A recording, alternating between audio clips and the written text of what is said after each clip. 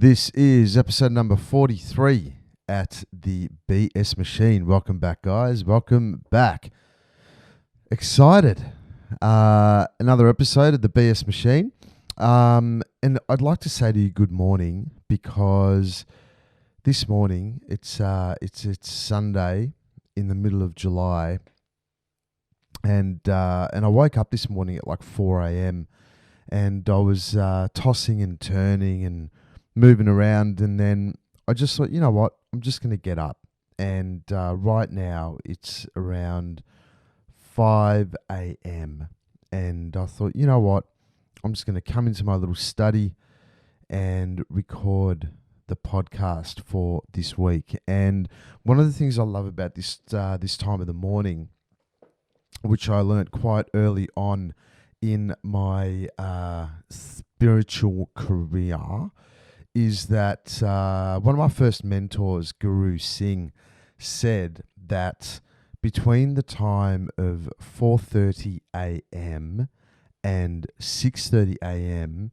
is the time to really get super clear in terms of clarity, and in terms of, it's almost like, you know, streaming information from the ether.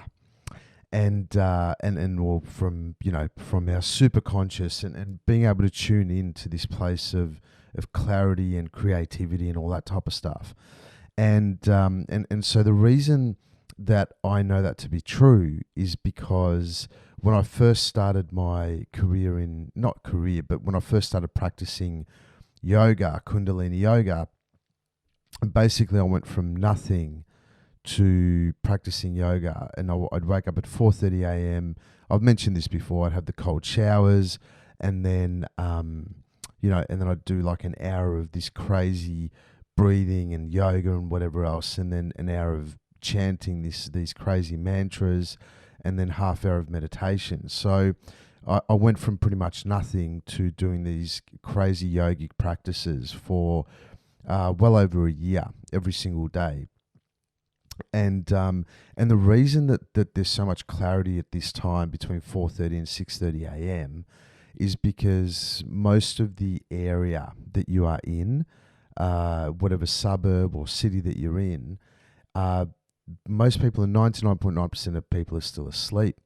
So if we assume that when people wake up, and if most people are unawares in the world, or in your state, your city, whatever, then as soon as people wake up, they start going into these dysfunctional thought patterns.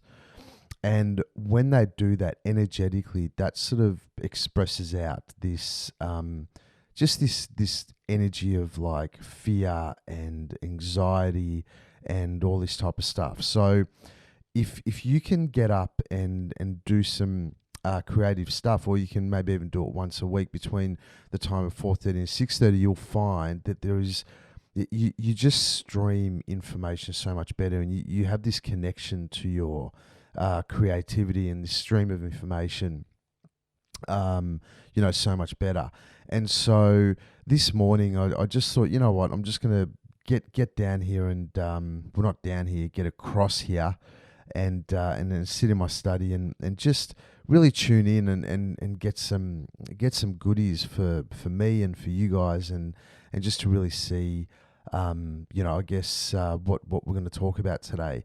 And today's podcast, it's the episode number 43 of the BS Machine, is all around not creativity, but it's all around the I guess the dysfunctional mind clutter.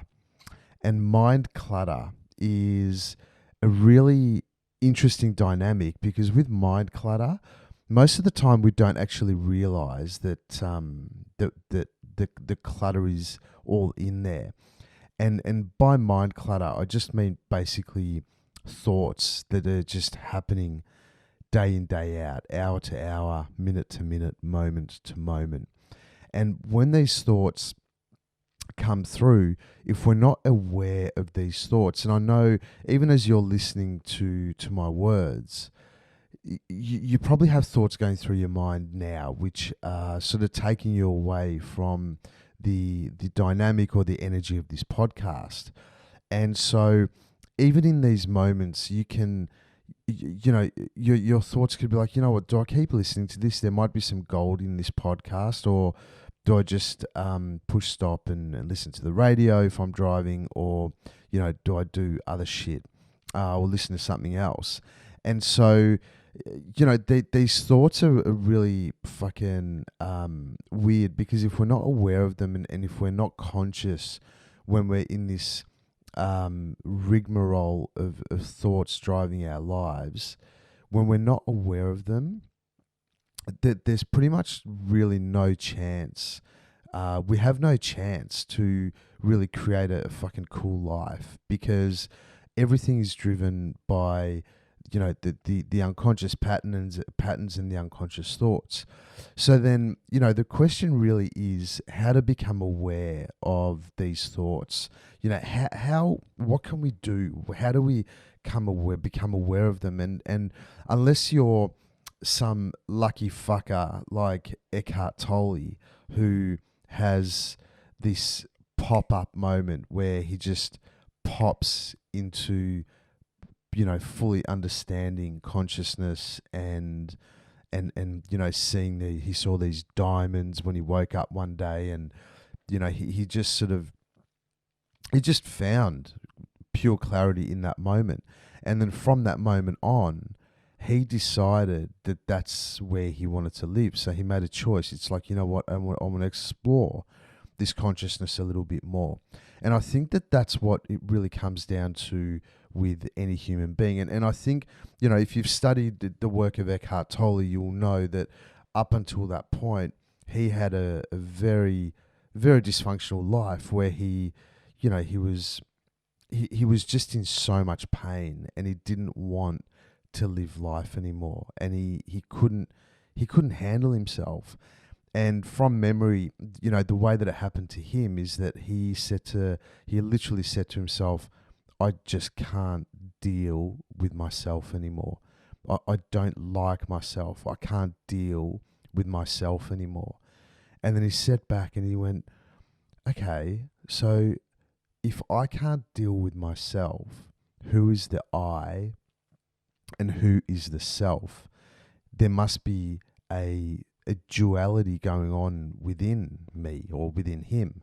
And so in that moment, he realized that it's like, wow, who's the I and who's the self? And then he had this massive aha moment where, he just sort of sat back and went, wow, that there is something going on in me, and within the I and within the self, there's this, middle ground. And I think he found that middle ground where he could be conscious of the I and what the I is, and he could also be conscious of the self. And, I do hear quite often people saying stuff like that, like, I'm sick of myself, or I'm over myself, I can't handle myself. But, if you really think about it, who's the I and who's the self? Are they two different aspects of you? Are they two different people? Are they two different conscious awarenesses? What are they? And so that's really the key, isn't it? And I think thoughts are, well, not I think, I know, I fucking know that thoughts are really a vehicle for us. They're not there as anything else other than a vehicle for us to really acknowledge that thoughts are things that just come and then they go. And it's really up to us, if we do it in a conscious way, to choose which thoughts we actually want to get involved with, because these thoughts are actually, thoughts are important, man. Like, like obviously if you've got a job and things like that, I mean, thoughts are our way to, get ideas. Our thoughts are our way to, tap into creativity. But that's the thing, isn't it? It's like most of the thoughts that are happening moment to moment are trying to actually bring you away from consciousness. They're trying to bring you away from what actually matters. And what truly matters is this moment. What truly matters is the breath in this moment. What truly matters is you being conscious and letting go of the shoulders and being able to feel your body and feel your breath. And when you can put yourself into those states of calm and into those states of equilibrium, then it's like the thoughts become this foreign world that you can either choose to pull stuff out of, or you can just choose to notice it and be like, oh, there's another thought there. How cool's that? There's another thought. Oh, how cool's that? Oh, there's another one. Yay! Hello, thought. That's interesting, isn't it? And that's where the this whole dynamic, I think, lives in, or happens in our life, where most of humanity is so fucking enthralled in these thoughts, and they social media and the news and all this type of stuff, and people bag the news and people bag social media and all that type of stuff, and I mean, some part of me agrees, but then the other part of me, it's like, who fucking cares, man? Like, it's like the news. News are like thoughts. It's like you can watch it and go, hey, do you know what? I believe in that. Or you can watch it and go, no, I don't believe in that. Or if you don't want to watch the news, don't fucking watch the news. It's quite simple, isn't it? But that's the whole thing with life. It's we always find things to sort of hook into, and we find things to believe in, and it's like, hey, you know what? Don't get the vaccine, or get the vaccine, or whatever. And I just actually think it's fucking irrelevant. I mean, if you're being honest, yeah, you know what? Maybe the vaccine's good, maybe it's not. Who fucking cares? It's actually irrelevant. It's like whatever you believe in is going to be true for you, and you go for it. You don't have to talk about it. You don't have to go, hold up bloody cards or placards and go, I'm gonna, or whether even this COVID stuff's real. It's fucking irrelevant. It doesn't actually matter. And you'll find that if you create some sort of boundaries for yourself in terms of your beliefs, and you start to just simply do what it is that you believe is right for yourself, you don't actually have to talk about it, because once you start talking about it, it's almost like you're trying to prove to yourself that the decisions that you're making are correct. And then, if you go and talk about it, then people are going to pat you on the back and say, man, you know what? Yes, I agree with you. You go do that. And so, I mean, does it, and then they say that, and then you're like, okay, cool, well, I've made the right choice. But what if you just tuned into yourself and asked yourself, is this right for me? And I'm not even talking about vaccines, guys. I'm not talking about any of that, because I'm neither or. I'm talking about what just normal everyday stuff. Is this fucking right for me? Tune into yourself. Don't go and seek validation or seek this or seek that. Just tune in. Is this right for me? And see what happens if you don't fucking talk about it. See what happens if you tune into yourself and you ask the question, but then you don't go and yap on about it and have conversations about it for days on end, and looking for people to tell you how right you are or whatever. Just don't talk about it and see what happens. Just make the choice for yourself.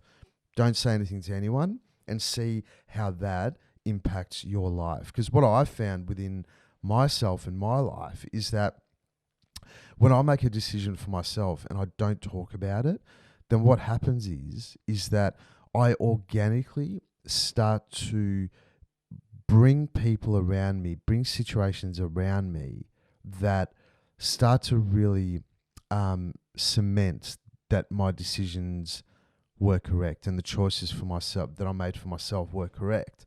Now, what may happen is that if you make a choice for yourself, anything in your life, and you start yapping on about it and talking to people about it, you'll probably find that if people are saying to you that what the decision you made is wrong, then you'll start to doubt your the vision that you had for yourself. You'll start to doubt the connection that you had to that inner sanctum that's so fucking sacred that no one else knows about.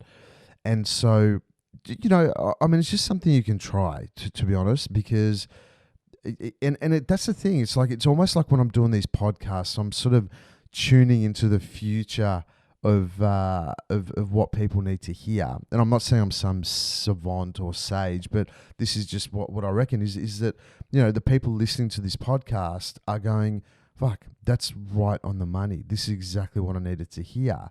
And the reason that happens is because I'm just trusting what's coming in for me, and I don't plan these words, I don't plan anything, I just sit down and I trust, and I go into, and then it fucking works, and you've now heard it and gone, fuck Tom, that's actually really good advice.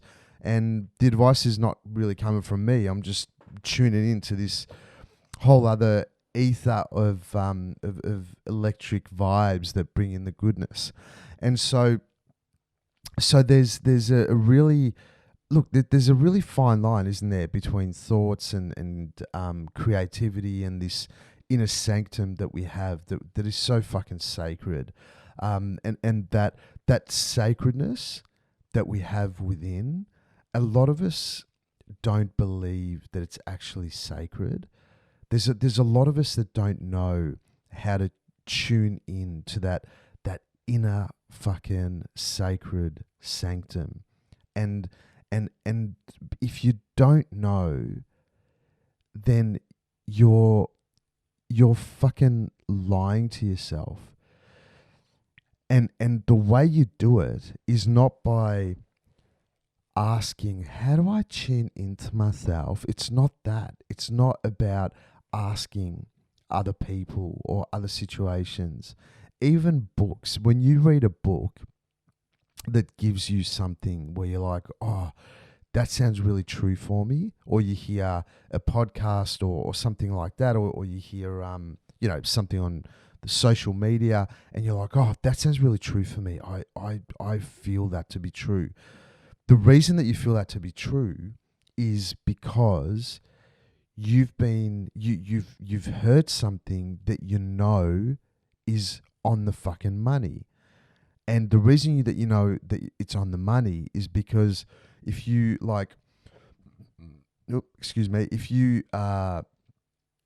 if you really listen into it, if you really tune into yourself, you know that you would have found exactly the same answer that what you would have heard about. So that's what it is, and you've really got to create this energy of sacredness around this energy of sacredness of this guidance that we have within. And if you don't make that sacred, you're living life based on the external world, and so what are ways to connect into that sacred space? Well, obviously, one I've just said to you, which is around just asking the question, like sitting down. But I also think that in order to be able to listen properly to that inner sanctum, we have to find a way to become still. We have to find a way to land in this very moment, in the beauty of this very moment. We have to find a way to land in it. And how do we do that? Because we're most of the time we're either left or right of the moment. We're in the past or we're in the future. So we're either regretting the past or thinking about the past, or we're being super anxious or fearful of the future. So then how do you bring yourself into this moment right here?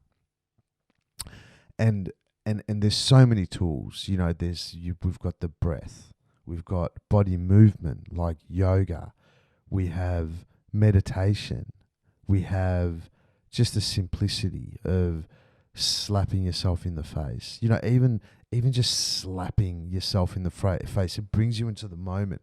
You know, some people like to do it subtly. Some people like to do vigorously. It just really depends on what needs to happen. But it's almost like you have to create a moment in every single day, whether it's a minute, 5 minutes, half hour, whatever the fuck it is. It actually doesn't matter. But it's like you have to put some time aside every single day to bring yourself in the moment and ask the questions that you need to ask from that inner guidance, that inner sanctum. And it's important, and it's a matter of life and death. At the moment, I genuinely believe that it's a matter of life or death. If you're one of those people that don't find it important or don't think that it's absolutely necessary, especially at this day and age, to know how to ask yourself the question and how to make that inner sanctum sacred, that intuition, the guidance, how to make that sacred, dude, you're going to be left behind. I'm fucking telling you. And I'm only telling you this because I feel this to be true. And I feel that the world at the moment is almost being split in half. It's like, well, actually, half is not even correct. Like, it's totally wrong. The world is being split into two different areas, and I genuinely believe that probably maybe 2 or 3% of the world is going to learn how to live in this new way of life. They're gonna be it's 2 or 3%, maybe not even that much, that will learn how to live in this new state of affairs, in this new way of life. And I don't have to explain anything. You sort of know what I'm talking about. And then 98% of the world are going to be left behind. And this isn't some, weird ass thing like you're not spiritual enough. It's not that. This is actual true information that 2 or 3% of the world are the ones that are becoming aware. They're spending daily time in tuning in to their inner sacred, their sacredness, and I know where I want to be in that 2 or 3%. And just because I do yoga and I've got a spiritual practice and all that type of stuff, it doesn't actually mean that I automatically land in that 2 or 3%, because it has to be a daily practice. There has to be a daily thing that you honor every fucking day, where you're like, you know what, just whether it's the morning, whether it's at night, whenever it is, where, you either put in your diary, whatever it is, where you just sit back and use the tools that you have available to you to bring yourself into the present moment. And it's so important. And it's also, even though I'm not trying to fearmonger and whatever and go, oh, if you don't do it, you're going to be left behind.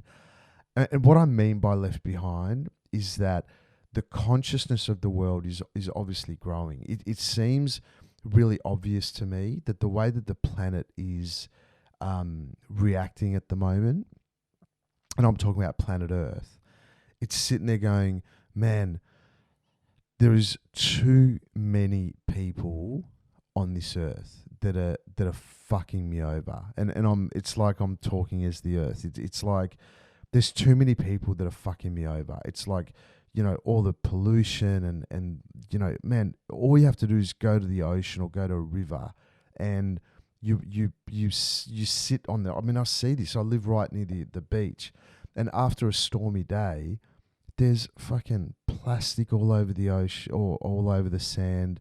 There's like, fish, dead fish and whatever. It's just like you get in the water and it's like, it stinks and it's murky. I'm like, wow, man, like what the fuck is going on? And the earth is trying to sort of protect itself. It needs cleansing.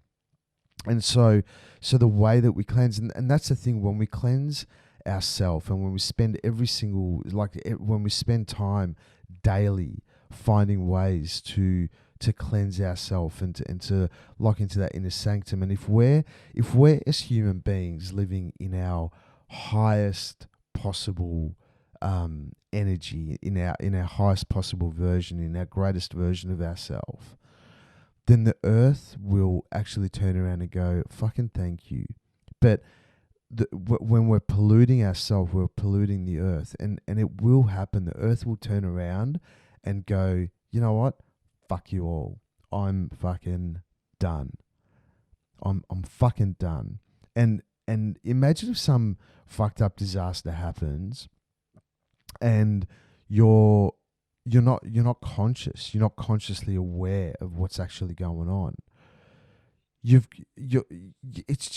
It's going to be fucked for you, and I'm taking it to the absolute extreme, and I don't know if this will happen in our lifetime or not, but either way, there's definitely a thing happening on the planet right now where there is this split of evolution, there's a split of consciousness happening, and it's a really important time for us right now, not fucking tomorrow. It's fucking now, man. Like, it's such an important time for the community, for us humans, to really sit back and just know that all we really have to do, we don't have to save the whole entire planet, we don't have to save 7 billion people, but we have to find a way to become in the present, get in the present moment, like land in the present, land. And when you land in the present, then that energy out of you will spill out to the rest of the world, and it'll give you ideas on how to replicate that cleansing and that healing within yourself, within your friendship group, within your community, within your fucking suburb, the state, and this is how the greatest things are created, by just one person locking in to that sacred space within and letting that express itself out to the world. And I'm actually really excited that I did this podcast, because it just feels nice, and I think there's definitely more to it, and I want to keep going. But I just believe that the information that I've provided so far in this podcast is plenty for now, and it's super important that we follow, I guess, the guidance that we've got on this podcast, because there's a number of stuff there that I think, well, I got out of it, because as I talk, I'm sort of coaching and showing myself stuff, and vice versa. So guys, I just want to say thank you again for listening to the BS Machine. I just called BS on the whole fucking planet. Not bad, huh? Not fucking bad. Yeah.